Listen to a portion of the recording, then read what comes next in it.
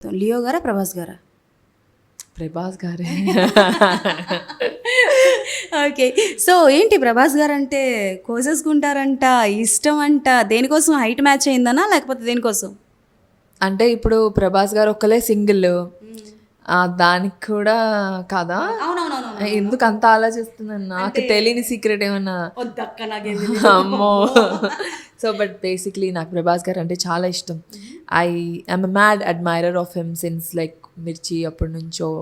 ఆయన వాకింగ్, ఆయన టాకింగ్, ఆయన behaviour like it feels very natural, friendly. ఆ తర్వాత చూడటానికి ఫస్ట్ నచ్చాలి ఎవరైనా.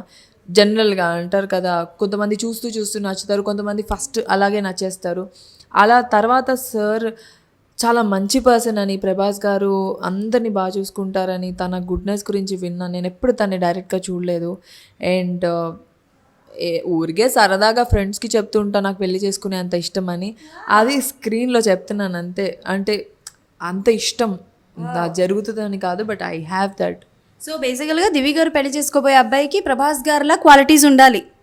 ఉంటే ఒక అడ్వాంటేజ్, కానీ ఇప్పుడు నేను అంత ఎక్స్పెక్టేషన్స్ పెట్టుకోలేదు అని అర్థం చేసుకొని నా కెరియర్కి సపోర్ట్ చేస్తూ, నాకు ఫ్రీడమ్ ఇస్తూ, మా పేరెంట్స్ లాగా నేనేం చేయాలనుకుంటే అది అచీవ్ చేసే కంఫర్ట్ ఇస్తే చాలు.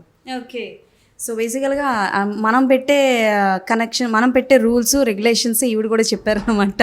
మనం కూడా అలాంటి రూల్స్ రెగ్యులేషన్స్ అనుకున్నాను.